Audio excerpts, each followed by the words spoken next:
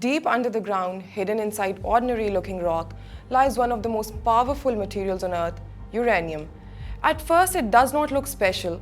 It may be buried in dry deserts, deep mountains, or beneath wide open land. A person could walk over it and never know it is there.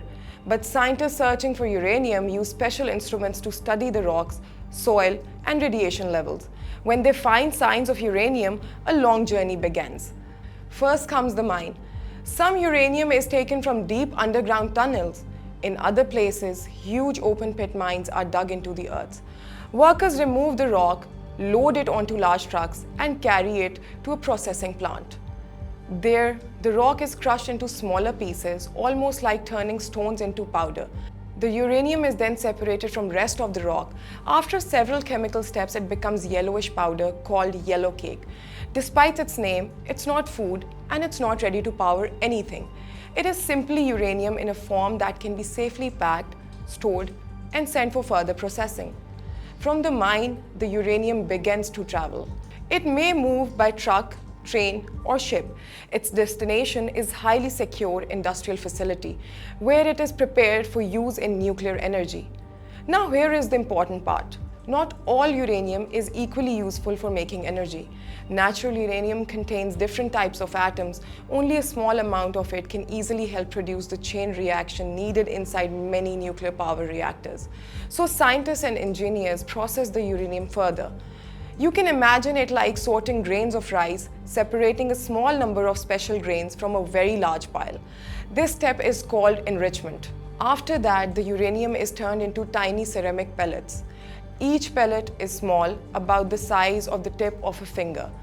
But one little pellet can produce as much energy as a large amount of coal or oil.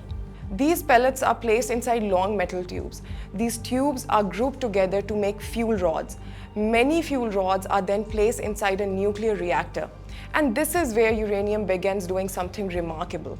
Inside the reactor, the uranium atoms slowly split apart. This releases heat. That heat warms water. The water turns into steam. The steam pushes giant turbine blades, and the turbines produce electricity.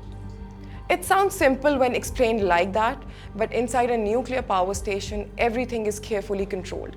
The reaction is not like a fire. There are no flames inside the reactor. It is a controlled process managed by engineers, cooling systems, safety equipment, and strict procedures.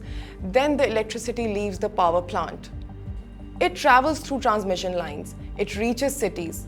It lights homes, runs hospitals, power factories, charges phones, and keeps trains, offices, and schools running. So when a light turns on in a room, most people do not think about the journey behind it. They do not think about a rock found deep underground. They do not think about mines, processing plants, fuel pellets, or reactor control rooms. But all of those steps are connected. There is, however, another possible path for uranium. If uranium is processed much further for military purposes, it can be used in a nuclear weapon. A nuclear bomb is very different from a nuclear reactor. A reactor releases energy slowly and under control to make electricity. A nuclear weapon releases enormous energy in an instant, causing destruction on a devastating scale. The same element can therefore lead to two completely different outcomes. One path can power a city, the other can destroy one. This is what makes uranium so extraordinary. It is not just a rock, it is a source of energy, science, fear, progress, and responsibility. In the end, uranium itself does not decide what it becomes.